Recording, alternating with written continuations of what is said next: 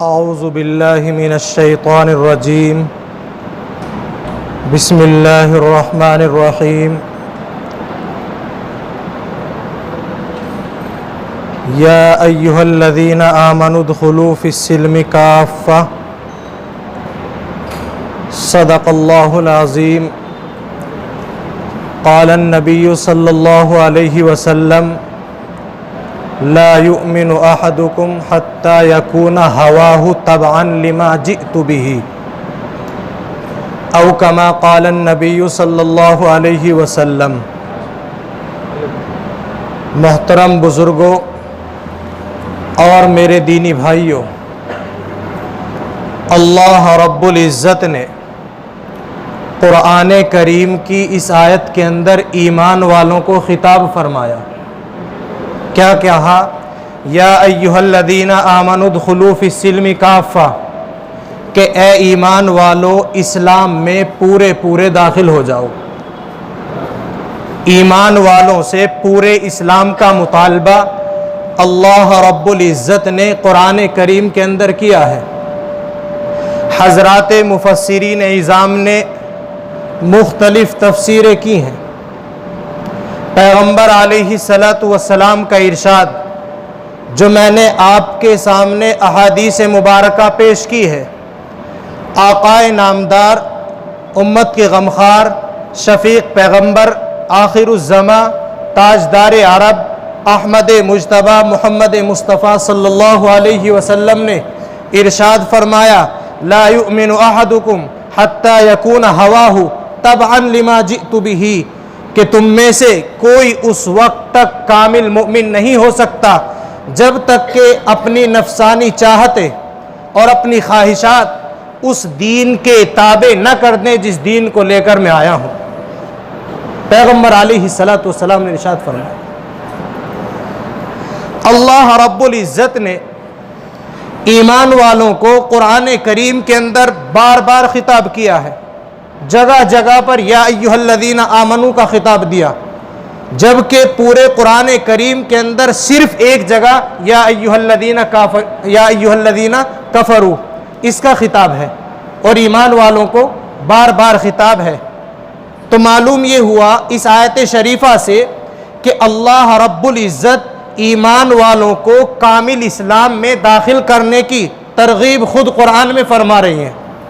ऐसा नहीं है कि मुसलमान ईमान वाला मस्जिद के अंदर तो मुसलमान है, बाज़ार में, बीवी के पास, बच्चों के पास, शहर में, कारोबार में कुछ और है। नहीं, बल्कि ईमान वाला तो 24 घंटे मुसलमान होना चाहिए।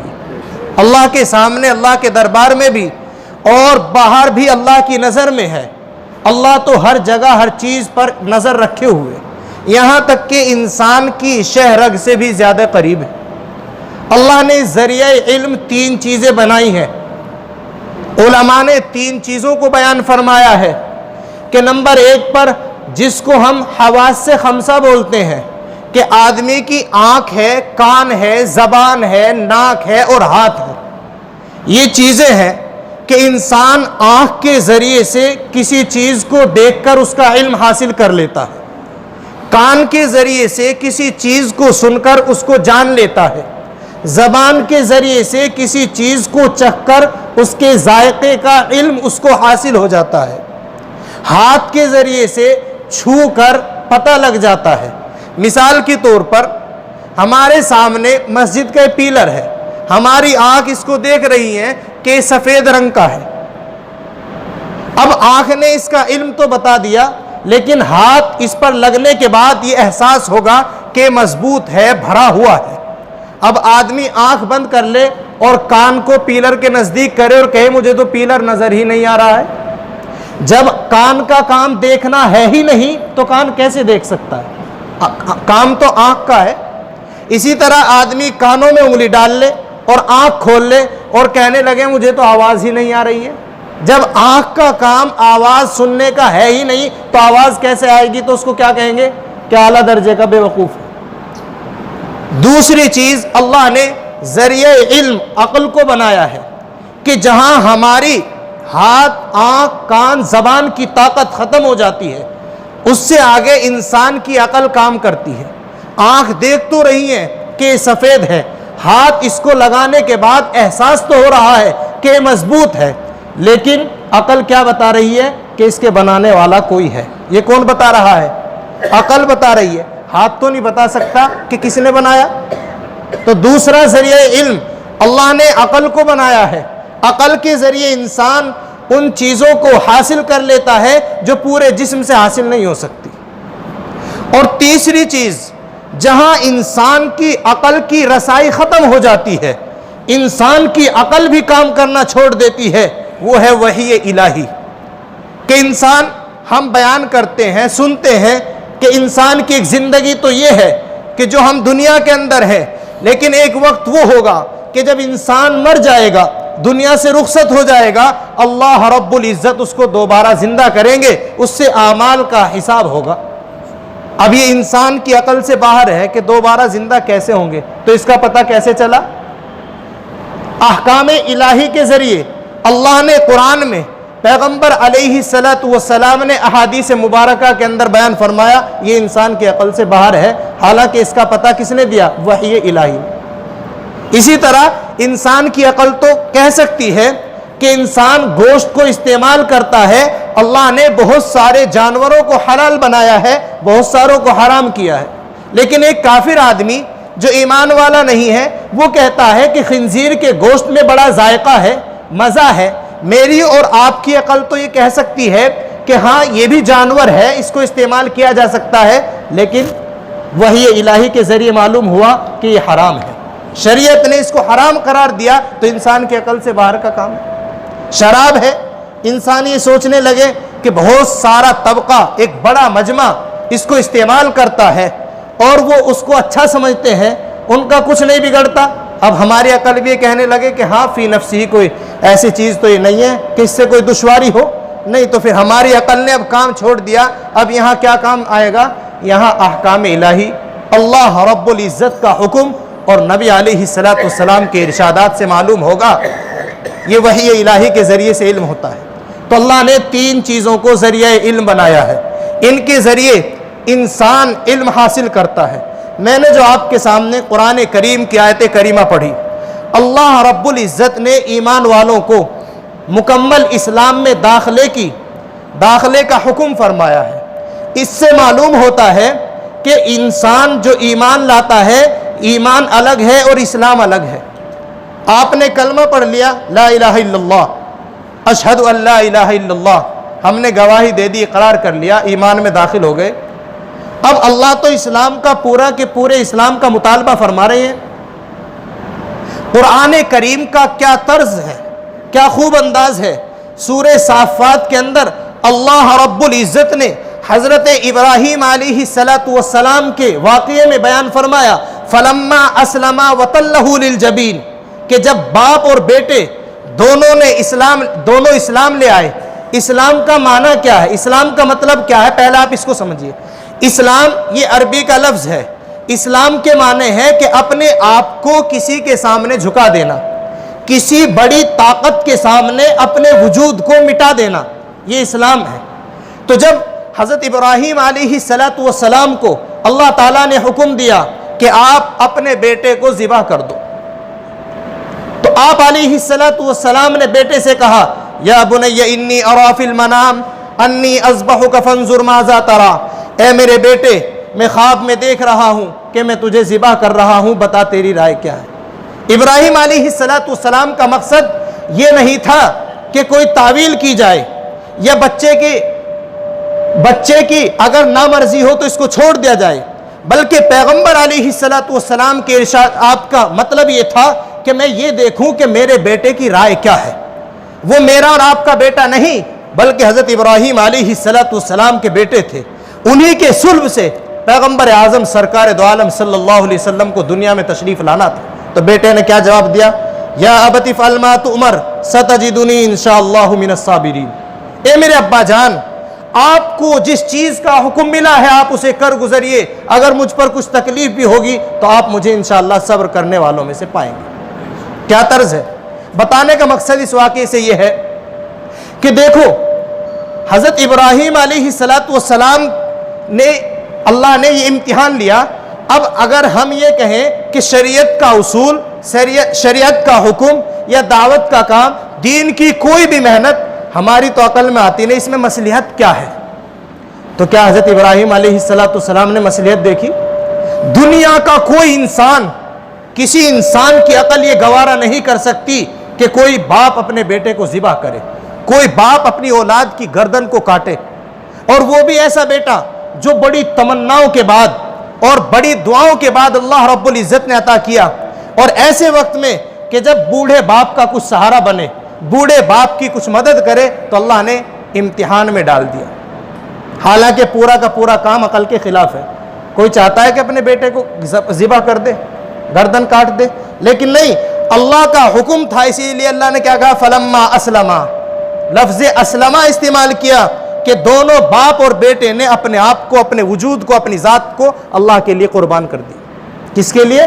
अल्लाह के लिए कुर्बान कर दिया। हालांकि अकल का तकाज़ा तो इसके खिलाफ है, मसलिहत तो इसके खिलाफ है, लेकिन हमें दीन के काम में, दावत के काम में, इस्लाम में, कुरान में, अहकाम में मसलिहत नहीं ढूंढनी, बल्कि जो हुक्म है उसके सामने अपने आप को झुका देना। इसीलिए अल्लाह ने मुसलमानों के तर्ज ज़िंदगी को, मुसलमानों के तर्ज अमल को कुरान करीम के अंदर और पैगम्बर अलैहिस्सलातु वस्सलाम ने अपनी ज़िंदगी गुजार कर दिखाई। हमारे सामने दो चीज़ें होंगी तो काम करना आसान होगा। एक तो हमारे सामने आखिरत हो, और दूसरा पैगम्बर अलैहिस्सलातु वस्सलाम की सीरत हो। आखिरत होगी तो इंसान के जहन में दूसरे वसाविस नहीं आएंगे कि हम काम किसके लिए कर रहे हैं, अमल किसके लिए कर रहे हैं, अपने अल्लाह को राज़ी करने के लिए, अपनी आखिरत को बनाने के लिए। हुजूर पाक, अब ये हमारा अमल पैगम्बर अलैहिस्सलातु वस्सलाम की सीरत से मेल खा रहा है? नहीं, हमारा अमल कहीं आकाए नामदार, उम्मत के गमखार, शफीक पैगम्बर, आखिरुज़्ज़मा, ताजदार अरब, अहमद मुज्तबा मोहम्मद मुस्तफ़ा सल्लल्लाहु अलैहि वसल्लम की मेहनत से, आपकी सीरत से कहीं हमारा अमल अलग तो नहीं? हमें गौर करनी पड़ेगी कि हमारा हर अमल पैगम्बर अलैहिस्सलातु वस्सलाम के सीरत के मुताबिक हो। इसीलिए अल्लाह ने पूरे इस्लाम का मुतालबा किया। खाली सिर्फ नमाज, रोज़ा, ज़कात, इबादत ही इस्लाम नहीं, बल्कि बाहर के काम भी इस्लाम के मुताबिक हों। हदीस शरीफ के अंदर बयान किया जाता है, ग़ज़वे खैबर के मौके पर एक देहाती आदमी, एक चरवाहा जानवर चरा रहा है। पास में मुसलमानों की जमात ने पड़ाव डाल रखा है। चरवाहे के जहन में ख्याल आया कि मुसलमानों की एक जमात पड़ी हुई है, इनसे जाकर पूछा जाए कि इनके सरदार कहाँ हैं, ये क्या काम करते हैं, किस चीज़ की लोगों को दावत देते हैं। किसके जहन में आया? चरवाहे के, जो जंगल के अंदर बकरियां चरा। चुनाचे वो हजरात सहाबाए किराम रिज़वानुल्लाहि अलैहिम अजमाइन की जमात के पास गए। जाने के बाद पूछा हजरात सहाबाए किराम रज़ी अल्लाहु अन्हुम से कि आपके अमीर कहाँ हैं, आपके सरदार कहाँ हैं? हजरात सहाबाए किराम रज़ी अल्लाहु अन्हुम अजमाइन ने पास में खजूर के पत्तों का एक खीमा लगा हुआ था, उसकी तरफ इशारा फरमाया कि हमारे सरदार इसके अंदर है। वो फरमाते हैं कि मुझे तो यकीन ही नहीं आया कि इतना बड़ा सरदार, कि जिसको ये नबी कहते हैं, जिसको ये अल्लाह का रसूल बताते हैं, जिसका ये हुक्म मानते हैं, वो एक मामूली से खीमे के अंदर होगा। उन्हें यकीन नहीं आया और क्या कहा कि कहीं आप मजाक तो नहीं कर रहे हैं? कि नहीं, हकीकत यही है कि हमारे सरदार पैगम्बर आज़म सरकार दो आलम सल्लल्लाहु अलैहि वसल्लम इस खीमे के अंदर मौजूद है। किस चीज़ का खीमा था?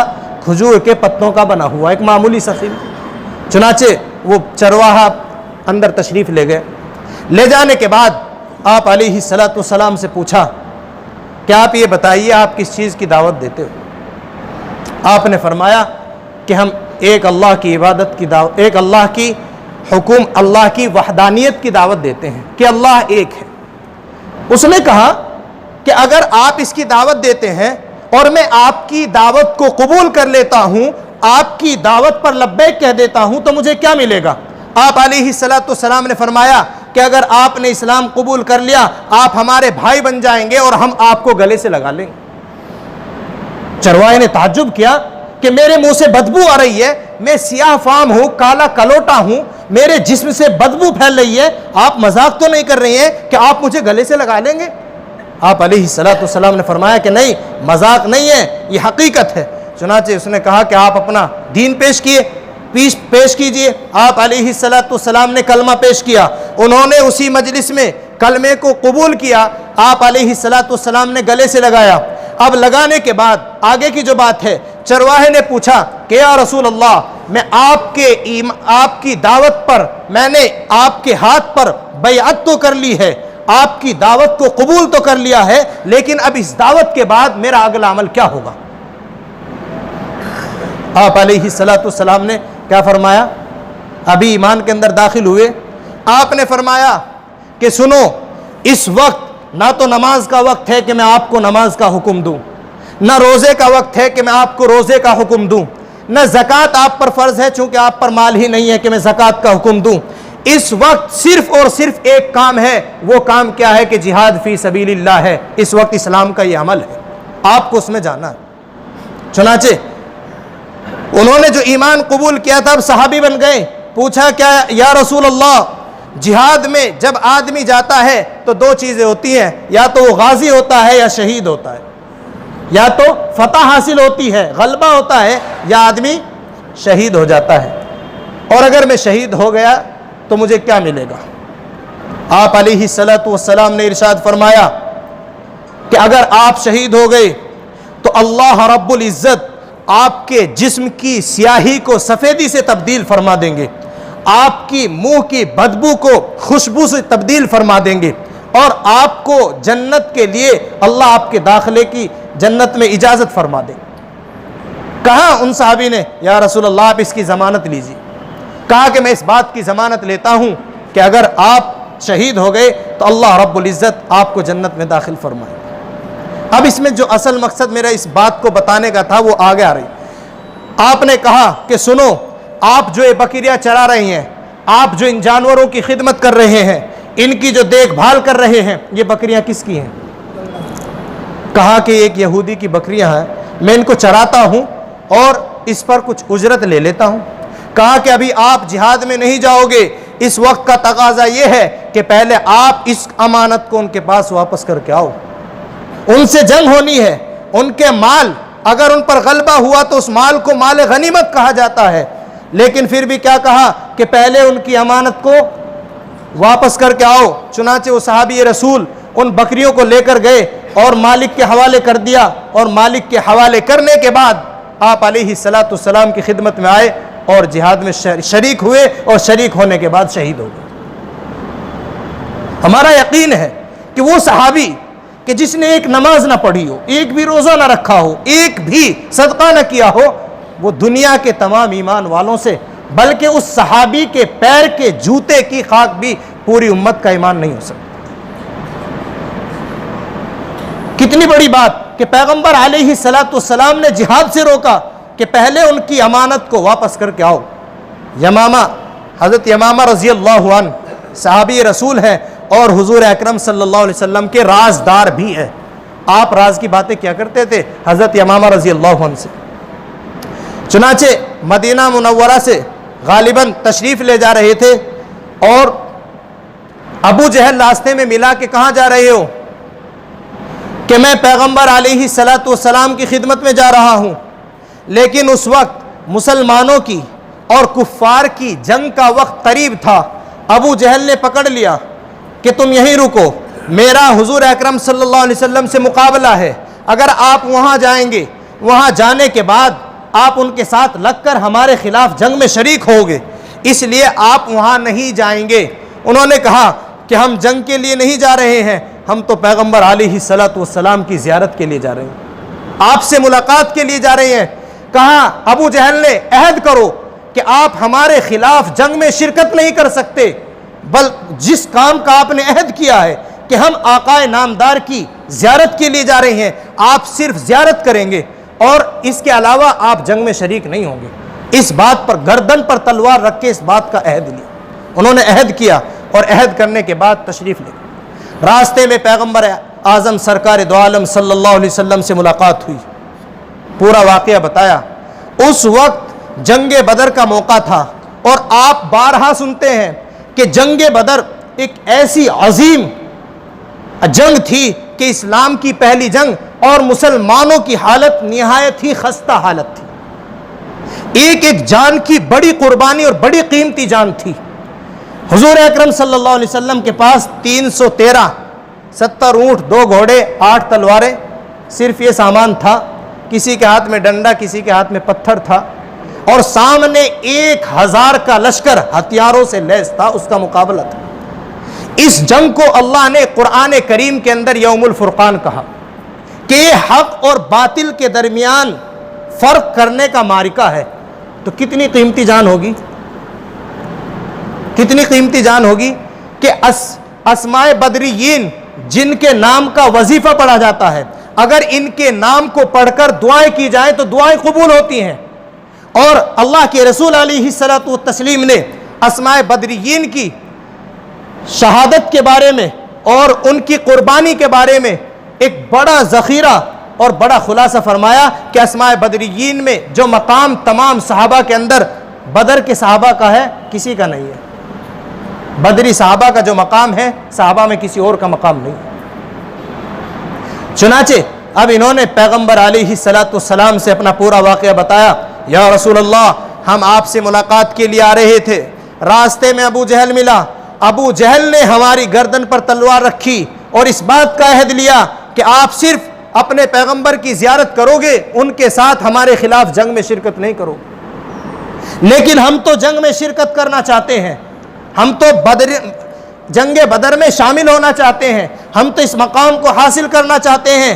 लेकिन पैगंबर अलैहिस्सलाम की बात सुनो और सोचो कि हमारे में और उनमें क्या फ़र्क था। अल्लाह के रसूल अलैहिस्सलाम ने ऐसे मौके पर भी फरमाया कि ए यमामा, आप जंग में शिरकत नहीं करोगे, आप ज़बान देकर आए हो, आप अहद करके आए हो। इस ज़बान का और इस अहद का अगर आप गलत इस्तेमाल करोगे तो फिर नुसरत नहीं होगी, अल्लाह की तरफ से मदद नहीं होगी। जब आदमी झूठ के साथ दीन का काम करेगा तो उसका असर नहीं होगा। फरमाया कि आपने अहद किया है, सिर्फ आप ज़ियारत करेंगे, और उनको जंग बदर में शामिल नहीं किया गया। ये था मकाम और ये है इस्लाम कि अल्लाह के रसूल अलैहिस्सलाम ने कैसे उन लोगों की ऊपर मेहनत की। अगर मैं और आप होते तो कितनी तावीलें करते कि वो तो उन्होंने तलवार गर्दन पर रख दी थी, इसलिए हमने तो अहद कर लिया। ज़बान से क्या, दिल से थोड़े किया। लेकिन नहीं, जब किसी को ज़बान दे दी, जब अहद कर लिया, अब चाहे वो ईमान वाला हो या काफिर हो, उसको निभाना हो। क्या हमारे अंदर ये बात है? जिस काम को हम करते हैं, दावत व तबलीग, इस काम की मेहनत और इस काम के ऊपर कितनी कुर्बानियां हज़रत मौलाना इलियास रहमतुल्लाह अलैह और उनकी वालिदा माजिदा और उनकी बीवी की कितनी है, आप हजरात ने शायद ही कभी पढ़ा हो। सवाने में लिखा है हजरत की कि हजरत की वालिदा की इतनी कुर्बानी है। देखो, दीन का जितना भी काम हुआ उसके अंदर किसी न किसी औरत की बड़ी कुर्बानी रही है, चाहे वो मदारिस की लाइन से हो और चाहे वो दावत व तबलीग की लाइन से हो। हजरत मौलाना इलियास साहब रहमतुल्लाह अलैह, करोड़ों रहमतें उनकी कब्र पर अल्लाह नाजिल फरमा दे कि करोड़ों इंसानों को फैज़ इस काम से हुआ। हजरत की वालदा फरमाती थी कि मुझे तो इलियास के अंदर से सहाबा की खुशबू आती है। क्या फरमाती थी? मुझे तो इलियास के अंदर से सहाबा की महक आती है। और फरमात अजीब किस्म की मोहब्बत हजरत की वालदा को हजरत सहाबा किराम रज़ी अल्लाहु अन्हुम अजमईन से थी। इश्क था बड़ा अजीब किस्म का।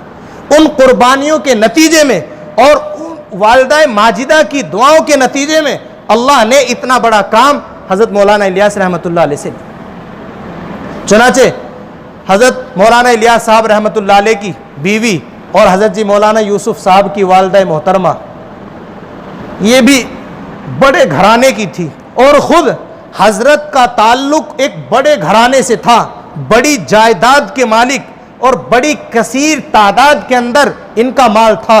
लेकिन जब दावत की मेहनत में आए, जब अपने आप को दीन को बचाने के लिए और अपने वजूद को मिटाने के लिए इस मेहनत में लगे, तो पूरी की पूरी माल पर लात मार दी। बहुत सारे मिलने वाले आपके पास आते थे कि हज़रत एक मरतबा आप कोर्ट में जाएं और सिर्फ एक मरतबा हल्फ ले लें, एक मरतबा गवाही दे दें, एक साइन कर दे, बाकी तो हम देख लेंगे। लेकिन हज़रत के रिश्तेदारों ने ही उस माल पर कब्जा कर लिया और हज़रत ने कभी उसकी तरफ नज़र उठाकर नहीं देखी। और हाल ये हो गया कि मरकज़ निज़ामुद्दीन के अंदर जब आप तशरीफ़ रखते थे और इतनी तंगी हो गई कि खाने के लिए कुछ मैसर न हुआ, तो लिखा इस बात के गवाह कौन है? हज़रत शेखुल हदीस मौलाना ज़करिया रहमतुल्लाह अलैह, जिनकी फ़ज़ाइल अमाल आप हज़रत पढ़ते हैं। उन्होंने अपनी आप बीती के अंदर वाक़यात ये नकल किए। वो फरमाते हैं कि ऐसा दौर भी गुजरा है निज़ामुद्दीन के अंदर कि जब हज़रत के यहाँ मेहमान होते थे और रमज़ान होता था, न सहरी में खाना होता था, न इफ्तार में होता था, बल्कि दस्तरखान लग जाता था और वहीं पर एक गूलर का दरख्त था, उस गूलर पर से गूलर तोड़े जाते थे और मेहमान भी उस गूलर को खाते थे और हज़रत भी उसका इस्तेमाल करते थे। आज तो उन गूलरों को कौन खाता है? बकरे और बकरी खाते हैं। तो हज़रत इतने बड़े घराने के बावजूद जब आप पर ये मशक्क़त गुजरी तो आपने अपनी बीवी से कहा, चूँकि बीवी भी बड़े घराने से ताल्लुक़ रखती थी, कि शायद मुझे तो लगता है कि मेरी ज़िंदगी में ये दुश्वारियाँ और फ़क्र फाका ही आएगा, लेकिन मैं आपको बहुत मोहब्बत करता हूँ और आपकी क़ुरबानी को सलाम करता हूँ। मैं आपसे दरख्वास्त करता हूँ कि आप मेरे लिए अल्लाह से दुआ करें कि अल्लाह मुझे इस काम के अंदर इस्तिकामत नसीब फरमाए। लेकिन मुझसे देखा नहीं जाता कि आप इतने बड़े घराने की हैं और आप फाके बर्दाश्त कर रही हैं। मैं चाहता हूँ कि आप आज़ाद होकर अपनी ज़िंदगी गुजारें। इस तंगी में कहाँ तक आप रहेंगी? सुनो उनकी बीवी का जवाब। रोने लगी और जो वो कमरा था, उस कमरे के अंदर एक कोठड़ी थी। उलमा फरमाते हैं कि आज भी मौजूद है। वो उस कोठड़ी के अंदर बरकतों का नुज़ूल आज भी होता है और उस वक्त भी होता था। उसके अंदर गल्ला वगैरह भरा जाता था। तो हज़रत की बीवी ने दुपट्टे के एक किनारे पर कुछ जेवर और कुछ पैसे वगैरह बांधकर उसमें डाल रखे थे। अंदर गई और जाकर उसको उठाकर लाई और हज़रत के कदमों में डाल दिया और कहा कि इसको कबूल कर लीजिए और इसको खर्च कर दीजिए, लेकिन मुझे अपनी चौखट से अलग न कीजिए, मुझे अपनी चौखट से अलग न कीजिए। कैसे हालात गुजरे। तो इसलिए दीन के हर काम में हमें मस्तूरात को भी शरीक करना। ये जिम्मेदारी किसकी है?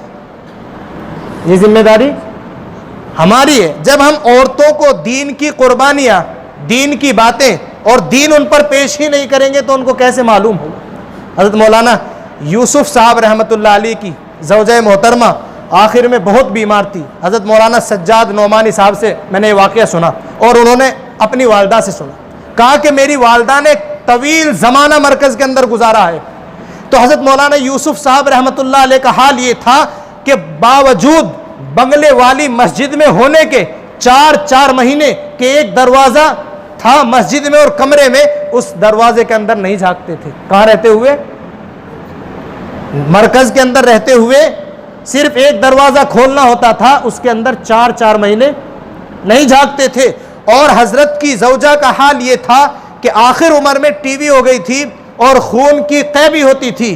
फरमाते थे मौलाना सज्जाद नौमानी कि मेरी वालदा उनके पास रही तो एक तरस आया कि शायद हजरत को इस बात का इल्म नहीं है, वरना अगर हजरत को इस बात का इल्म होता तो आपकी मिजाज पुरसी के लिए, आपको देखने के लिए रोज़ाना आते। उनसे पूछा कि शायद हजरत को मालूम नहीं है और मैं इस बात को अपने शौहर से बताती हूँ और वो हजरत से इस बात को बताएंगे, मुत्तला करेंगे कि आपकी बीवी का ये हाल है। कहा कि नहीं नहीं, ये नहीं, मुझे मालूम है, हजरत को भी मालूम है, लेकिन अल्लाह ने जिस मेहनत में उनको लगाया है, मैंने उनसे कह रखा है कि मेरी फिक्र मत कीजिए, मुझे देखने वाले और हैं, लेकिन आप अपने काम में यकसू होकर लगे रहिए, अपने काम में यकसू होकर लगे रहिए। मैंने इतनी दरख्वास्त की है कि अगर मेरा इंतकाल हो जाए और आप यहीं कहीं करीब में हो तो मेरी नमाज जनाजा पढ़ा देना और अल्लाह से दुआ करना कि जिस तरह अल्लाह ने मुझे ज़िंदगी में आपके साथ रखा है, जन्नत में भी मैं आपके साथ रहूँ। ये कुर्बानी थी हज़रात के पीछे। ऐसे ही नहीं, दुनिया के अंदर ये काम चमका है। दारुल उलूम देवबंद के बानी हुज्जतुल इस्लाम मौलाना कासिम नानोतवी रहमतुल्लाह अलैह, जब दारुल उलूम का क़याम वजूद में आया, हज़रत की शादी हुई तो एक ऐसे घराने की औरत से शादी हुई कि हजरत का ससुर जो था उस इलाके का बड़ा रईस था, जो वो चाहते थे वो होता था। और तकरीबन अब से 200 साल पहले शादी के अंदर 1.5 लाख का जेवरात अपनी लड़की को पहनाकर हजरत की दुल्हन बनाई। और जब हजरत के निकाह में आ गई और हजरत पहली रात में सुहाग रात में गए तो पहली बात क्या हुई, सोचने की बात है और सुनने की बात है। हजरत ने सबसे पहले क्या कहा, अल्लाह अकबर, कि देखो आप कितना जेवर पहन रही है, मैंने तो मना किया था, मैं तो इतना माल जिंदगी में देख ही नहीं सकता, लेकिन आपके वालिद नहीं माने और मेरा निकाह कर दिया। और क्या अच्छा हो कि देखो मरना आपको भी है और मुझे भी है। पहली रात में क्या बात चल रही है, मरना आपको भी है और मुझे भी है। क्या अच्छा हो कि आपका ये माल अल्लाह के रास्ते में खर्च हो जाए और आपके लिए आपके नामाए आमाल में ज़ख़ीरा नेकियों का जमा हो जाए। उस वक्त बलकाम यानी यूरोप ने हमला कर रखा था एक शहर के अंदर, जहन से मेरे नाम निकल गया, और अरब की भी हुर्मत खतरे में थी कि इस वक्त मुसलमान शहीद हो रहे हैं और उन्हें इस माल की ज़रूरत है उनकी हिफाजत के लिए, उनके काम आने के लिए, इस्लामी जमात और दावत वालों के लिए, ताकि इस माल का इस्तेमाल हो जाए और आपको इसका सवाब मिल जाए तो ये बहुत अच्छा हो। पहले लफ्ज़ पर ही तमाम का तमाम जेवर उतार कर दे दिया और हज़रत ने उसको वहाँ पहुँचा। अजीब बात क्या है, अजीब बात ये हुई जब कुछ रोज़ बाद अपने मैके गई, मैके जाने के बाद लोगों ने देखा तो खाली, अभी तो जेवर से लदी हुई गई थी, लेकिन अब जब वापस आई तो एक भी जेवर नहीं। वहाँ शोर मच गया, कहा कि सुनो, किसी ने मेरे माल को छीना नहीं है, किसी ने बेचा नहीं है, जिस शख्स से आपने मेरी शादी की है मुझे उस पर फख्र है, उसकी तो मोहब्बत ही अल्लाह के साथ अजीब है, उसकी तो मोहब्बत ही अल्लाह के साथ अजीब है। उसने अपने लिए नहीं बल्कि मुसलमानों की कुर्बानियों के लिए उस माल का इस्तेमाल किया। तो फिर क्या हुआ, फिर ये हुआ कि उनके वालिद ने, जो इतने बड़े रईस थे, उन्होंने कहा कि ठीक है, बहुत अच्छा है, हमें कोई एतराज़ नहीं। लेकिन जब कुछ दिन बाद दोबारा गई तो फिर इतना ही जेवर चढ़ाकर भेजा। हजरत ने जाते ही फिर यही वाक़या पेश किया, माजरा बताया कि देखो अगर ऐसे सोने के ढेर लाखों पहुंच जाएं वहां मुसलमानों के लिए तो वो भी कम है, तो क्या अच्छा हो कि आप इसको भी भेज दें। तो वो भी भेज दिया। ये कुर्बानियाँ थी दीन के पीछे। हजरत की सवाने पढ़ो और इन औरतों की दुआओं से अल्लाह ने इन कामों को दुनिया के अंदर चमकाया।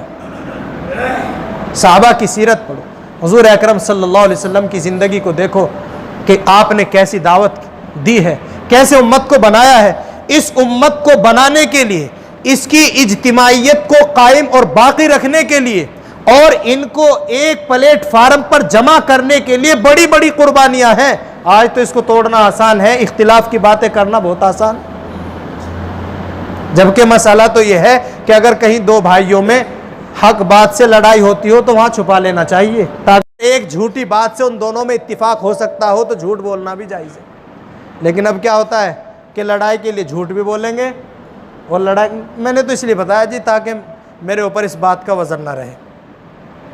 हालांकि गौर करना चाहिए कि पैगम्बर अलैहिस्सलाम ने कितनी कुर्बानियों के बाद अपनी उम्मत को बनाया। उम्मत की इज्तिमाइयत असल है कि जब उम्मत के अंदर तोड़ होगा, तो शायर ने कहा है अगर मुत्तहिद हो तो फतह कर सकते हो निज़ाम आलम को, अगर मुत्तहिद हो तो फतह कर सकते हो निज़ाम आलम को, और अगर मुंतशिर हो तो मरते रहो शोर क्यों मचाते हो, मुंतशिर हो तो मरते रहो शोर क्यों मचाते हो। तो असल उम्मत की इज्तिमाइयत है, असल दीन की मेहनत है, और दीन की मेहनत भी वो कि जो बड़ों की निगरानी में हो। देखो एक घास होता है, खुदरौ घास, एक घास का पौधा निकलता है जिसकी कोई देखभाल करने वाला नहीं होता, तो उसकी एक शाख किधर जाती है, एक शाख किधर जाती है, एक किधर जाती है। लेकिन एक होता है गार्डन और पार्क कि जब उसमें दरख्त निकलता है तो माली की निगरानी में होता है, जो शाख टेढ़ी चलती है उसको काट दिया जाता है, उसको खूबसूरत बनाया जाता है। तो उस पार्क को देखने के लिए लोग जाते हैं, और एक घास जो अपना आप निकलता है, कोई देखभाल करने वाला नहीं है, उसको कोई देखता है। तो असल काम निगरानी का है कि हमारा काम बड़ों की निगरानी में हो, बड़ों की निगरानी में होगा तो खूबसूरत चमन होगा, और अगर निगरानी में नहीं होगा तो फिर अपनी मर्जी होगी। जैसे वो दरख्त निकल रहा है, जिधर को उसकी शाख चली जाए कोई रोकने वाला नहीं, कोई उसकी सफाई करने वाला नहीं। हमें अपनी मोहब्बत को, अपनी मेहनत को हुजूर अकरम सल्लल्लाहु अलैहि वसल्लम की ज़िंदगी से मिलाना चाहिए। हज़रत इमाम आज़म अबू हनीफ़ा रहमतुल्लाह अलैह का नाम तो आपने सुना होगा, जानते हैं सब? कौन है इमाम आज़म अबू हनीफ़ा, जिनकी हम तक़लीद करते हैं? करोड़ों रहमतें अल्लाह ताला इन पर नाजिल फरमाए कि दो बूढ़ी औरत इनके बारे में बात कर रही हैं। ये निकले जा रहे थे, हाजा अबू हनीफ़ा ला यनामु फिल लैल, कि ये है अबू हनीफ़ा जो रातों में सोता नहीं। हज़रत के कान में बात पड़ गई, ताज्जुब हुआ कि कैसा अच्छा गुमान मेरे बारे में है और मैं तो रातों सोता हूँ। और औरतें क्या कह रही हैं? हाजा अबू हनीफ़ा ला यनामु फिल लैल, कि ये अबू हनीफ़ा है रात में सोता नहीं है। उसके बाद हज़रत ने सोना ही छोड़ दिया कि उम्मत तो मेरे बारे में ये गुमान करे और मैं सोता रहूँ। आपका पड़ोसी था एक मोची, मोची तो जानते हैं ना, जूती गांठने वाला, एक मामूली किस्म का मजदूर पेशा आदमी होता है। हज़रत का मकान और उसका मकान बिल्कुल बराबर था।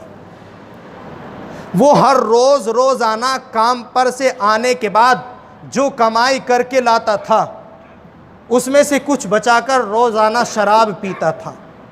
शराब पीने के बाद अपने मकान की छत पर शोर मचाता था और हज़रत अपने मकान की छत पर इबादत करते थे। गौर से सुनने की बात है, हज़रत अपने मकान की छत पर इबादत करते थे, वो शोर मचाता था। एक लंबा ज़माना गुज़र गया, एक दिन उस शोर की आवाज़ नहीं आई तो अगले दिन आप उसके घर पहुँचे। एक दिन बूढ़ी औरत ने कूड़ा नहीं डाला तो कहाँ गए हुजूर? और कूड़ा डाला जब तो नहीं गए। तो अब मिला अबू हनीफ़ा के इस वाक़े को कि एक दिन उस शख्स ने शोर नहीं मचाया तो सुबह होने के बाद, अपने आमाल से फारिग होने के बाद आप उस मोची के घर तशरीफ़ ले गए और पूछा कि वो रोज़ाना शोर की आवाज़ आती थी, कहीं उनकी तबीयत तो ख़राब नहीं हुई, क्या हो गया? घर वालों ने कहा कि हज़रत बस अब आप उससे आज़ाद हो गए, अब आपको कभी शोर की आवाज़ नहीं आएगी। पूछा कि क्या हुआ? कि हमने उसके नाम की शिकायत कर दी और उसको जेल के अंदर दाखिल करा दिया। लेकिन उस वक्त की जेल भी जेल होती थी कि आदमी मुजरिम बनकर जाता था और वहाँ से मुत्तबे सुन्नत बनकर निकलता था। उस वक्त की जेलों का यह हाल था। हज़रत ने पूछ लिया और पूछने के बाद आप अपने घर तशरीफ़ ले गए। अगले दिन सुबह होने के बाद आप शहर के हाकिम के पास गए। वो चौंक गया कि हज़रत की शख्सियत तो वो है कि वक्त का हाकिम, वक्त का बादशाह आपके दरवाज़े पर जाता है, आप किसी के दरवाज़े पर नहीं जाते। लेकिन आज मेरे पास कैसे आ रही हैं?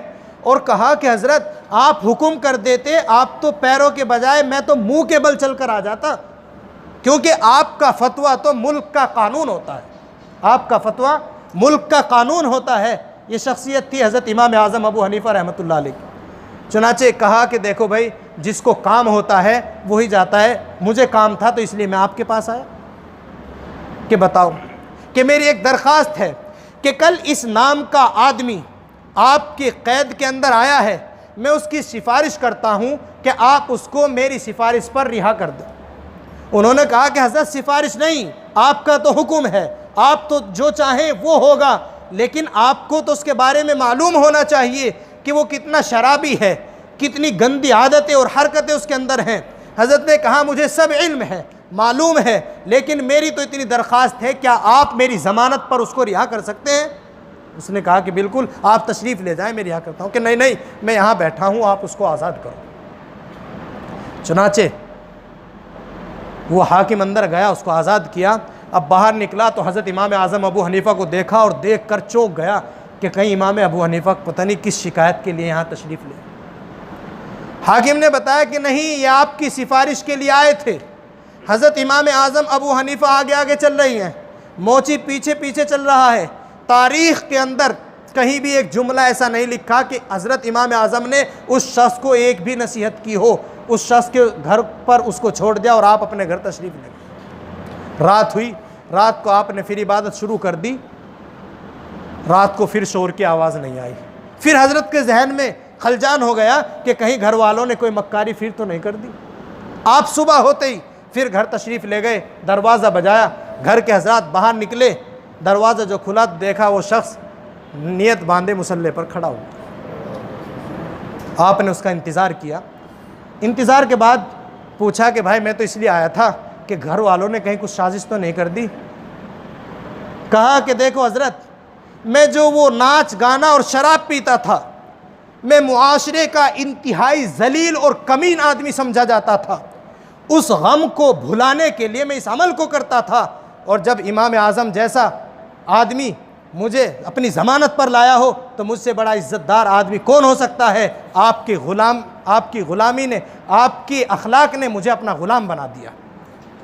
आपके अखलाक ने मुझे अपना ग़ुलाम बना दिया। मिलाओ इस वाक़े को हुज़ूर अकरम सल्लल्लाहु अलैहि वसल्लम की सीरत से। कैसे मिलेगा कि रोज़ाना बूढ़ी औरत कूड़ा डालती थी, आप एक दिन भी उसके घर नहीं गए, और जिस दिन कूड़ा नहीं डाला कहाँ गए?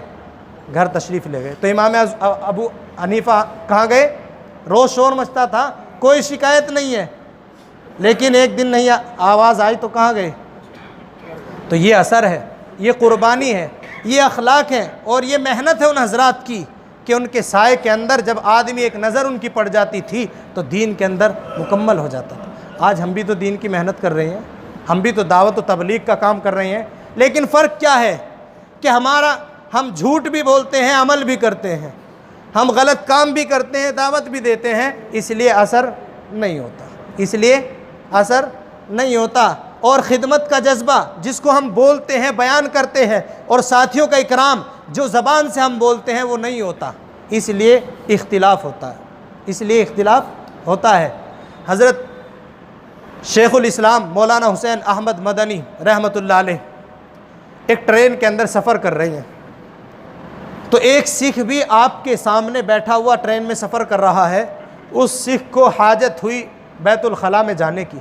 अब जब वो गया तो आप जानते हैं भारत की ट्रेनें, और उस वक्त तो क्या हाल होता होगा कि बैतुल खला के अंदर बहुत बदबू और गंदगी है। वो सिख आया और आकर बड़बड़ाने लगा कि पता नहीं कैसे लोग हैं, न सफाई करते, न ये करते, न वो करते। हज़रत ने उसकी बात को सुना, और सुनने के बाद कुछ देर बाद आप बैतुल खला में तशरीफ़ ले गए और उसको अपने हाथ से साफ़ किया। और साफ़ करने के बाद फिर वहाँ वापस अपनी जगह पर गए और जाकर कहा कि भाई जाकर अब आप फारिग हो जाएं ज़रूरत से। वो कहने लगा अभी तो गया था, इतनी गंदी है कि नहीं आप जाकर देखें। कौन थे? मौलाना हुसैन अहमद मदनी।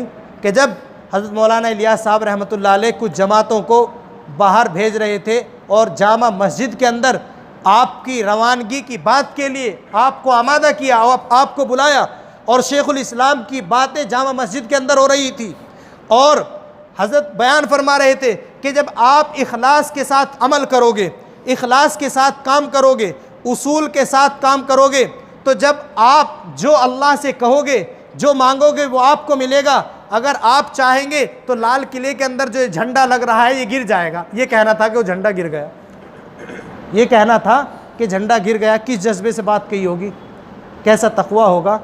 उन हज़रात ने ऐसी कुर्बानियाँ दी, और कैसी मोहब्बत थी कि हज़रत एक मरतबा एक सियासी जलसे के अंदर तशरीफ़ फरमाते शेखुल इस्लाम मौलाना हुसैन अहमद मदनी रहमतुल्लाह अलैह, और हज़रत मौलाना इलियास साहब रहमतुल्लाह अलैह उसी इलाके के अंदर जमात लेकर तशरीफ़ ले गए।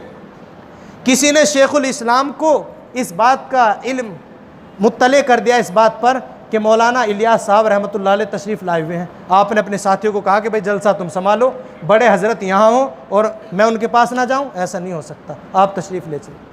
उधर मौलाना इलियास साहब को किसी ने बता दिया कि शेखुल इस्लाम यहाँ मौजूद हैं। उन्होंने कहा कि भाई चलो शेखुल इस्लाम यहाँ मौजूद हो और मैं यहाँ रहूँ, ये नहीं हो सकता। दोनों चल दिए और दोनों की रास्ते में मुलाकात हुई। कैसी मोहब्बत थी, कैसा जज्बा था, कैसी कुर्बानी थी। तो इन कुर्बानियों के बाद अल्लाह ने इस काम को चमकाया है। हमें भी उन हज़रात की कुर्बानियों पर गौर करना है कि हज़रत अबू बकर सिद्दीक़ रज़ी अल्लाह अन्हु का ज़माना है, आप अमीरुल मोमिनीन हैं, खलीफतुल मुस्लिमीन हैं। आप रोज़ाना सुबह के वक्त कारगुजारी लेते थे। आपने एक दिन मशवरे में एक काम किया कि भाई देखो मदीने की आबादी बढ़ रही है, रोज़ बरोज़ मदीने के घरों में इजाफ़ा होता जा रहा है, लेकिन मैं एक आदमी नाकाफ़ी हूँ कि मैं सबकी निगरानी रखूँ और सबकी देखभाल रखूँ। चुनाचे सब आप ये बताएं कि कौन कितने घरों की निगरानी कर सकता है, देखभाल कर सकता है। बाकायदा इस काम को तहरीर किया गया। कुछ हजरात ने कहा जी मैं 40 मकान को देख सकता हूँ, कुछ ने कहा मैं 50 मकान को देख सकता हूँ, कुछ ने कहा मैं 2 मकान को देख सकता हूँ। यहाँ तक कि उस लिखत के अंदर नीचे की लाइन में सिर्फ एक बूढ़ी औरत नाबीना, न उसके पास कोई खिदमत वाला था, न उसको के लिए किसी ने अपने आप को पेश किया। तो हज़रत उमर फ़ारूक रज़ी अल्लाह अन्हु ने जब ये लाइन पढ़ी और लाइन पढ़ने के बाद सोचा कि उमर तेरी जन्नत के लिए तो ये एक लाइन काफ़ी है, तेरी जन्नत के लिए ये एक लाइन काफ़ी है। चुनाचे अब सुबह हुई, सुबह इशराक के बाद जब हज़रत अबू बकर तशरीफ़ रखते थे, कुछ दीन की बातें करते थे, उससे फ़ारिग होने के बाद हज़रत उमर फ़ारूक रज़ी अल्लाह अन्हु ने कहा कि हज़रत अगर इजाज़त हो तो मुझे एक तकाज़ा है, मैं जाना चाहता हूँ। कहा कि ठीक है चले जाएँ। अब हज़रत उमर फ़ारूक रज़ी अल्लाह अन्हु इशराक के बाद बूढ़ी औरत के पास तशरीफ़ ले गए, जाकर दरवाज़ा बजाया और दरवाज़ा बजाने के बाद कहो कि अम्मा जान आप पर्दा कर लें, मैं अंदर आना चाहता हूँ। उन्होंने कहा कि ठीक है आप अंदर आ जाएं। जाकर कहा कि मैं आपकी खिदमत करना चाहता हूँ, आप बर्तन दे दीजिए, मैं पानी भर कर लाता हूँ, आपके लिए रोटी बना देता हूँ, आपके कपड़े धो देता हूँ। बूढ़ी अम्मा ने जवाब दिया कि वो तो आपसे पहले कोई सब कुछ करके चला गया, सब कुछ करके चला गया। चुनाचे हज़रत उमर फ़ारूक रज़ी अल्लाह अन्हु वापस तशरीफ़ ले गए। अगले दिन नमाज के फ़ौरन बाद हज़रत अबू बकर सिद्दीक़ से इजाज़त चाही और इजाज़त चाहने के बाद फिर तशरीफ़ ले गए। फिर वही माजरा हुआ, बूढ़ी औरत ने कहा देखो सब काम हुआ है, आप देख लो, तो करके कोई चला गया। फिर तीसरे दिन आप नमाज से पहले तशरीफ़ लाए, फिर देखा तो फिर अम्मा ने यही जवाब दिया कि वो तो आपसे पहले कोई करके चला गया। अब चौथे दिन कहा कि भाई आज तो मौका जाने नहीं दूंगा। चुनाचे तहज्जुद से पहले पहुंच गए। जैसे ही पहुंचे हज़रत अबू बकर सिद्दीक़ रज़ी अल्लाह अन्हु खिदमत करने के बाद निकल रहे थे। हज़रत उमर फ़ारूक रज़ी अल्लाह अन्हु की चीख निकल गई कि अबू बकर मैंने तो ये सोचा ही नहीं था।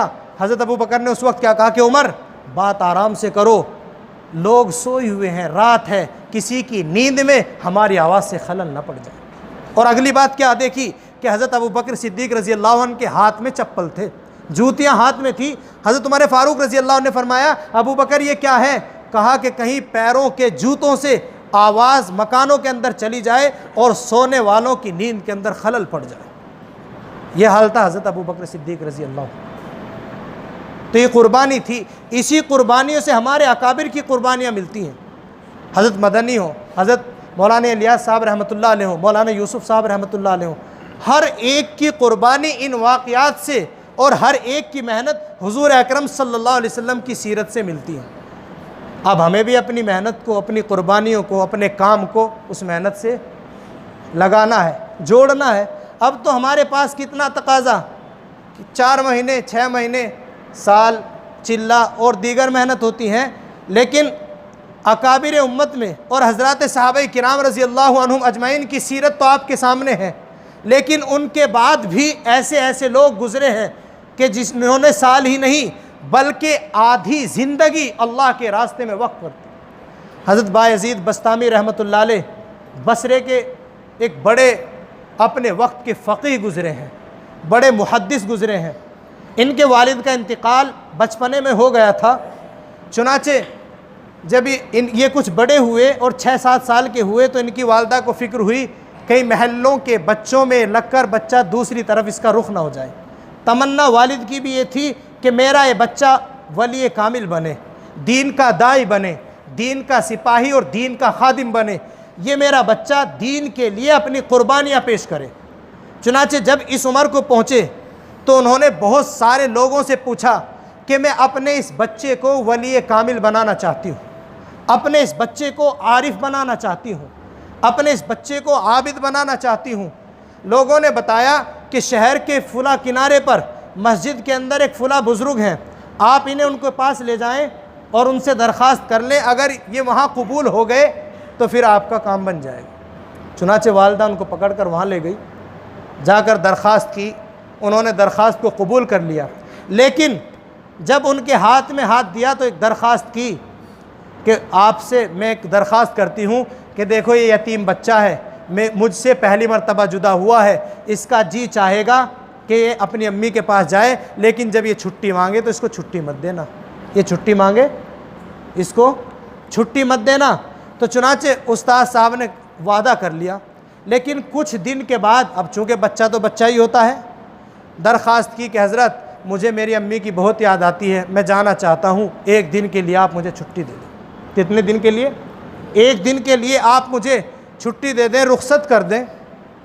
तो हज़रत ने वादा कर रखा था वालिदा से कि अगर इसको छुट्टी दे दी तो वादा खिलाफ़ी हो जाएगी, और अगर छुट्टी न दी तो बच्चा, यतीम बच्चा है, इसके दिल पर यह बात भारी गुजरेगी। अब अल्लाह से दुआ की, या अल्लाह इस मसले का हल कैसे निकले, या अल्लाह इस मसले का हल कैसे निकले। अल्लाह ने जहन में एक बात डाल दी कि इस बच्चे को आप इतना सबक दे दो कि जिससे ये एक दिन में याद ही ना कर सके। तो हज़रत ने बुलाया उस्ताद ने और कहा कि आपको यहाँ से यहाँ तक का सबक याद करके लाना है, इसको सुना दो, उसके बाद छुट्टी। अब बच्चे ने देखा कि वो सबक तो याद होगा ही नहीं, लेकिन एक बात जो उनकी वालिदा ने, उनके वालिद ने, उनके घर वालों ने उनके सामने बारहा कही थी कि जो होता है वो अल्लाह से होता है, जो होता है अल्लाह से होता है। हम भी बोलते हैं ना ये। तो उनके जहन में आई कि वालिदा भी यूँ ही कहती हैं और उस्ताद भी यूँ ही कहता है कि करने वाली ज़ात तो अल्लाह की है। आज मैं आजमा कर देखता हूँ कि सबक मेरे याद होता है नहीं। किताब बंद की और अल्लाह के सामने हाथ उठाए और कहा, या अल्लाह मुझे मेरे वालिदैन और उस्ताद ने बताया कि जो करता है अल्लाह करता है, आज अपनी ताकत का इजहार कीजिए और मेरे इस सबक को याद करवा दीजिए। अल्लाह ने यतीम बच्चे की दुआ कबूल की, सबक को याद कर लिया। याद करने के बाद उस्ताद के पास पहुँचे, कहा सुनाओ, पूरा सबक सुना दिया। अब उस्ताद भी हैरान, अब चूँकि वादा कर लिया था, वादा खिलाफ़ी नहीं हो सकती। तो चुनाचे सबक सुनाने के बाद उनको रुख्सत किया, और जब वो अपने घर तशरीफ़ ले गए, दिल में उमंगें थी कि अपनी वालिदा के पीछे छुप जाऊंगा, अपनी वालिदा के गले से लग जाऊंगा, अपनी वालिदा से मिलूंगा, ये अमल करूंगा। जब दरवाज़ा खटखटाया तो अंदर से कोई आवाज़ नहीं आई। तीसरी मर्तबा में आवाज़ आई, कौन है? कि अम्मा मैं आपका बायज़ीद हूँ। कहा कि मेरा बायज़ीद नहीं हो सकता, मेरा बायज़ीद तो वह है जो वली कामिल बनकर आएगा। दरवाज़ा नहीं खोला। चुनाचे वहाँ से वापस तशरीफ़ ले गए उस्ताद के पास। उस्ताद ने पूछा, बेटा क्या हुआ, अभी तो आप गए थे? कहा कि जी दरवाज़ा नहीं खुला, मैंने 3 मरतबा इसरार किया और तीसरी मरतबा में ये आवाज़ आई। उस्ताद ने कहा कि बेटा आप अपनी वालिदा से नाराज़ तो नहीं हो? कि नहीं, मैं नाराज़ नहीं हूँ, मैं समझ गया अपनी वालिदा की मंशा को, मेरी वालिदा क्या चाहती है। चुनाचे आप इल्म में लग गए और इल्म सीखा। 16 साल तक अपने घर नहीं गए। कितने साल तक जी? 16 साल तक इल्म हासिल करते रहे। एक वक्त वो आया कि उस्ताद की ज़ियारत में, उस्ताद के ख्वाब में पैगम्बर आज़म सरकार दो आलम सल्लल्लाहु अलैहि वसल्लम तशरीफ़ लाए और उस्ताद से कहा कि आपके पास जो बायज़ीद है ये वली कामिल बन चुका, ये दीन का दाई और दीन का सिपाही, दीन का खादिम बन चुका, आप इसको रुख्सत कर दीजिए। पैगम्बर अलैहिस्सलातु वस्सलाम ने ख्वाब में आकर कहा। चुनाचे हज़रत उठे और हड़बड़ाकर वज़ू किया, 2 रकात पढ़ी। जाकर देखा तो बायज़ीद भी क्या कर रही है? नमाज़ पढ़ रही है। सलाम फेरने का इंतज़ार किया। सलाम फेरने के बाद गले से लगाया, सर पर हाथ फेरा। उसने भी अपने उस्ताद का, उन्होंने बोसा, हाथों का बोसा लिया और उनको रुख्सत कर दिया गया कि अब आप वली कामिल बन गए, अब आपसे अल्लाह दीन का काम लेगा, आप दीन की खिदमत करेंगे, आप रुख्सत हो जाइए। अब घर गए। 16 साल के बाद दरवाज़ा आज भी बंद था। जब पहली दस्तक दी तो फ़ौरन आवाज़ आई, कौन? कि अम्मा आपका बायज़ीद। तो एकदम दरवाज़ा खुला और बेटे को गले से माँ ने लगा लिया। बेटा कदमों में गिरने लगा। माँ ने कहा, नहीं बेटा आप बैठो, मैं आपके लिए खाना बनाती हूँ, लेकिन कबल इसके कि मैं आपके लिए खाना बनाऊँ, आपको पानी दूँ, मैं अपने रब का 2 रकात नमाज अदा करके शुक्रिया अदा करना चाहती हूँ कि अल्लाह ने आज मेरी इस तमन्ना को पूरा कर दिया। और फिर कहा कि अल्लाह अब मेरी तमन्ना पूरी हो गई, अब मैं ज़िंदगी नहीं चाहती, अब जब आप चाहें तो मुझे रुख्सत फरमाएं। ये कुर्बानी थी दीन के बारे में कि अकाबिर ने, हज़रात सहाबा किराम रिज़वानुल्लाहि अलैहिम अजमाइन ने कैसी कैसी कुर्बानियाँ दीन के बारे में दी हैं, कितनी मेहनत की हैं।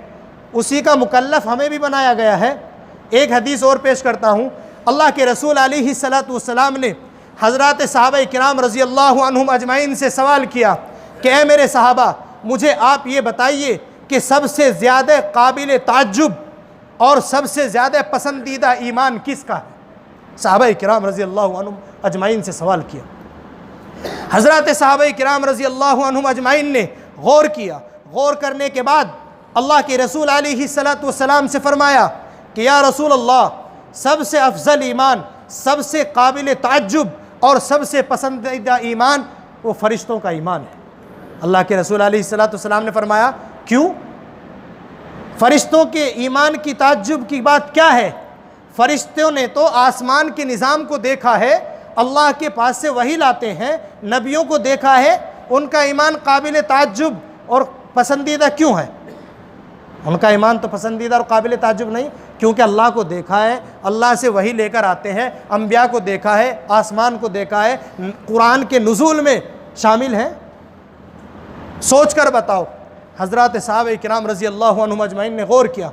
गौर करने के बाद फिर फरमाया, या रसूल अल्लाह, सबसे काबिल ताज्जुब और पसंदीदा ईमान अम्बिया अलैहिमुस्सलातु वस्सलाम का है।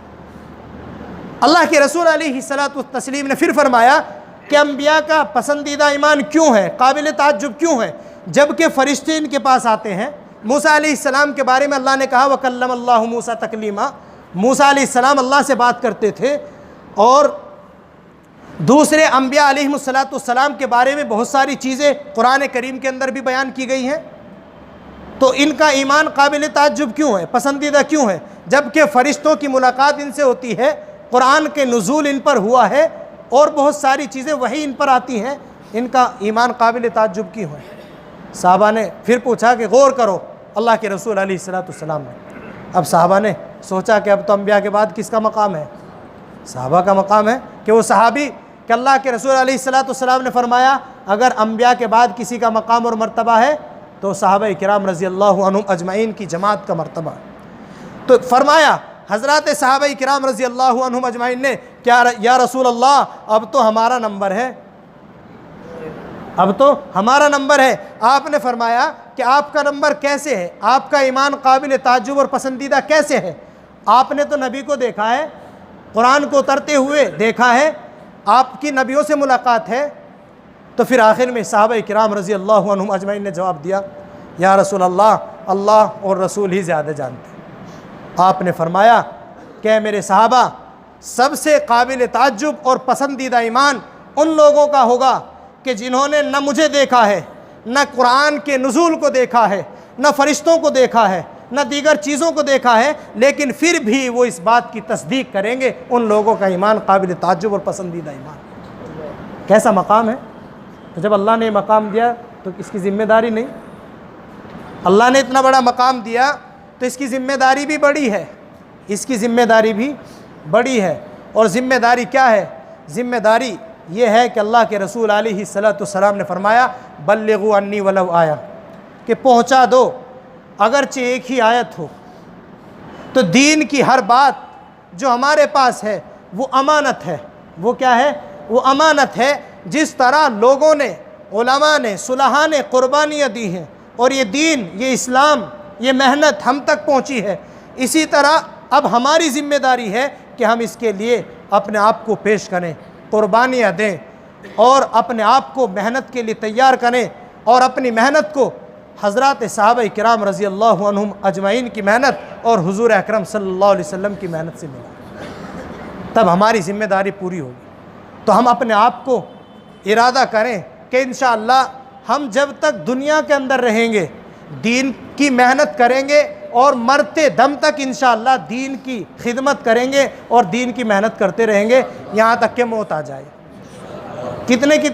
कितनी सहाबा ने कितनी कुर्बानियाँ दी हैं, कोई मुतय्यना कुर्बानियाँ नहीं, बल्कि क्या कि ज़िंदगी वक्फ़ कर दी, ज़िंदगी वक्फ़ कर दी। और ऐसे ऐसे लोगों ने कि जिनका शुमार उन हज़रात सहाबा किराम के अंदर ना उलमा में था, ना सुलहा में लोग उनको समझते थे, बल्कि क्या समझते थे कि ये तो एक मज़दूर किस्म के सहाबी हैं और मज़दूर किस्म के लोग हैं, मज़दूर किस्म के ग़ुलाम हैं। लेकिन उनकी कुर्बानियाँ देखो कि फ़िरौन की बीवी नहीं, एक बांदी थी, और उन बांदी का ईमान कितना मज़बूत था कि जब ईमान की मोहब्बत और ईमान की दौलत दिल में उतर जाती है तो चाहे जितनी भी परेशानी आए तो दाई के पाए इस्तिक़लाल में ज़र्रा बराबर भी जुम्बिश नहीं आनी चाहिए। फ़िरौन की बांदी थी। जब फ़िरौन ने देखा कि ये ईमान कबूल कर चुकी है, ये अल्लाह को रब मानने लगी है, और फ़िरौन कौन है? दुनिया का वो वाहिद शख्स है कि दुनिया में किसी ने दावा नहीं किया कि मैं रब हूँ, लेकिन उसने दावा किया है, कुरान कहता है अना रब्बुकुमुल आला। फ़िरौन अकेला शख्स है कि जिसने अपने आप को खुदा होने का दावा किया है। जब मालूम हुआ कि ये बांदी ईमान कबूल कर चुकी है, तो कहा कि या तो अपने इस ईमान से फिर जा, या तो मुझे अपना रब मान ले, वरना सज़ा के लिए तैयार हो जा। औरत की ज़ात होती है और 2 बच्चियाँ थीं। चुनाचे उन्होंने कहा कि नहीं, मैं ईमान कबूल कर चुकी हूँ, मैं ईमान के अंदर दाखिल हो चुकी हूँ, मेरे अंदर ईमान की शम्मा आ चुकी है, अब तू जो चाहे कर ले, लेकिन मैं इससे फिरने वाली नहीं हूँ। चुनाचे दरबारियों को हुक्म दे दिया कि कढ़ाओं के अंदर तेल को उबाला जाए। जब तेल खोलने लगे तो इसकी जो बच्ची पैर चलती थी उसको पैरों की तरफ से पकड़ा गया और सर की तरफ से कढ़ा के अंदर डाल दिया गया। माँ के दिल में आग तो लग रही थी, लेकिन आंखों के अंदर एक भी आंसू जाहिर नहीं। दिल में तो आग थी, लेकिन फिर छोटा बच्चा जो होता है उससे मोहब्बत भी ज़्यादा होती है, अदाएँ भी उसकी बहुत पसंद आती हैं। एक बच्ची गोद में थी, जब पहली बच्ची को तेल के अंदर डाल दिया गया और मछली की तरह भुन गई, हड्डियां अलग हो गई, गोश्त जल गया। अब कहा कि देख ले, वरना तेरा और इस बच्ची का भी अंजाम कोई होगा, कि अंजाम चाहे जो हो, जिस बात को कबूल कर चुकी हूँ उससे फिरने वाली नहीं हूँ। चुनाचे उस गोद की बच्ची को भी छीना और उसको भी छीन कर कढ़ा के अंदर डाल दिया, उसको भी पका दिया गया। मासूम बच्चों का जिस्म भी नर्म होता है और हड्डियां अलग हो गई और गोश्त जल गया। चुनाचे माँ की आंखों में आंसू आ गए, रोने लगी। किस बात पर कि बेटियां जल गई? नहीं, फिरौन ने सोचा कि शायद अब अपने मकाम से कुछ नीचे उतरेगी, शायद डर गई। कहा कि क्यों रो रही हो? कि इस बात से मत घबराओ कि मैं बच्चों के डर से रो रही हूँ, मैं तो इसलिए रो रही हूँ कि मेरी एक जान है और वो भी अब कुर्बान हो जाएगी। मैं तो ये चाहती हूँ कि मेरा अल्लाह मुझे इतनी जान दे जितने बाल मेरे जिस्म पर है, और एक एक जान करके मैं अल्लाह के नाम पर कुर्बान कर दूँ। चुनाचे उनको भी उसके अंदर जब डालने का नंबर आया तो कहा कि मेरी आखिरी एक ख्वाहिश है, उस ख्वाहिश को पूरा कर देना। कहा कि क्या ख्वाहिश है? फरमाने लगी कि जब मुझे भी इसके अंदर डाल दिया जाए और मेरा भी यही हश्र हो जाए जो मेरी बेटियों का हुआ है। जब बेटियों का ये हश्र हुआ तो अल्लाह ने माँ की आंखों से पर्दा हटा दिया कि अम्मा घबराओ नहीं, अनकरीब तीनों मिलने वाले हैं, अनकरीब मिलने वाले हैं। चुनाचे कहा कि आखिरी तमन्ना और आखिरी ख्वाहिश ये है कि जब मैं भी ऐसी हो जाऊं तो तीनों की हड्डियों को एक जगह इकट्ठा करके एक गड्ढे के अंदर दफन कर देना। फिर उन्होंने कहा कि ये बात हमें मंजूर है, तस्लीम है, इस बात को कबूल कर लिया गया। चुनाचे ऐसा ही किया गया कि तीनों की हड्डियों को एक गड्ढा खोदकर दफन कर दिया गया। मूसा अलैहिस्सलाम से तकरीबन 2000 साल बाद हुजूर अकरम सल्लल्लाहु अलैहि वसल्लम दुनिया के अंदर तशरीफ़ लाए, और तशरीफ़ लाने के 40 साल बाद आपको नबी बनाया गया, और उसके 10 साल बाद आपको मेराज हुई। तो 2050 साल बाद तकरीबन आपने जब बैतुल मक़दिस से मेराज का सफ़र शुरू किया तो जिब्राईल अलैहिस्सलाम से पूछा कि जिब्राईल, ज़मीन से कुछ खुशबू आ रही है, ये कैसी खुशबू है? जिब्राईल अलैहिस्सलाम ने वाक़या बताया कि ए मोहम्मद, ये वाक़या फ़िरौन की बांदी का है, उसने दरख्वास्त की थी और उस दिन से आज तक ये खुशबू बराबर आ रही है और क़यामत तक आती रहेगी, लेकिन खुशबू को सूंघने वाले। तो अपने आप पर ये कुर्बानियाँ दी, इस तरह की मशक्क़तें बर्दाश्त की, तब ईमान बचा, तब ईमान ही हम तक पहुँचा। आज तो हमारी छोटी छोटी कुर्बानियाँ होती हैं और छोटी छोटी चीज़ें हम करते हैं, लेकिन उसको हम अपने बड़ों की निगरानी में करें, सीरत के तर्ज़ पर करें, अल्लाह के रसूल अलैहिस्सलाम के तरीक़े पर, और जो हमें अकाबिर की तरफ से, अपने बड़ों की तरफ से तो जो हिदायतें की जाती हैं, जो काम दिए जाते हैं, उसी के मुताबिक अमल करें। तभी इंशाअल्लाह दीन बाकी रहेगा और दीन ये आगे नस्लों में मुंतकिल होगा। इसके लिए अल्लाह के रसूल अलैहिस्सलाम ने बड़ी मेहनत करके, सहाबा के अंदर कैसी मेहनत की कि आप अलैहिस्सलाम को 40 साल में नबूवत मिली और आपने उस वक्त ऐलान कर दिया कि मेरा दीन वहाँ तक पहुँचेगा जहाँ से एक सूरज निकलता है और जहाँ जाकर छुपता है। मशरिक़ से लेकर मगरिब तक मेरा ये कलमा हर कच्चे और पक्के मकान के अंदर दाखिल होकर रहेगा। हज़रात उलमाए किराम ने एक एतराज़ किया कि देखो, पैगम्बर अलैहिस्सलाम ने 40 साल में दावा किया और आपकी उम्र कितनी हुई जी? 63 साल। तो कितना ज़माना मिला? 23 साल का ज़माना। और आपने दावा कितना बड़ा किया कि मेरा ये दीन हर कच्चे और पक्के मकान के अंदर दाखिल होकर रहेगा। तो फिर उलमा ने इसका जवाब दिया कि जवाब ये है कि आपने अपनी पूरी मेहनत को अपनी सहाबा की जमात के अंदर मुंतकिल कर दिया। आपने पूरी अपनी मेहनत को और पूरे तरीक़े दीन को अपने सहाबा में मुंतकिल कर दिया। अब सहाबा किराम की जमात एक बड़ी जमात हो गई थी, फिर सहाबा ने ताबीन, तबे ताबीन, अइम्मा मुज्तहिदीन, उलमाए दीन, यहाँ तक के ये सिलसिला हम तक पहुँचा। तो अब हमारी भी क्या है, हमें भी कुर्बानियाँ देनी होगी, हमें भी अपने आप को दीन के लिए पेश करना होगा, हमें भी मेहनत के लिए और मशक्क़त के लिए अपने आप को जमाना होगा। अल्लाह ने कुरान में कहा है कि ईमान वालों को जांचा जाएगा, परखा जाएगा, हालात डाले जाएंगे, अब देखा जाएगा कि उनके कदम जमते हैं या उनके कदम उखड़ते हैं। अल्लाह ने तो दुनिया को दारुल इम्तिहान भी बनाया है और दारुल असबाब भी बनाया है।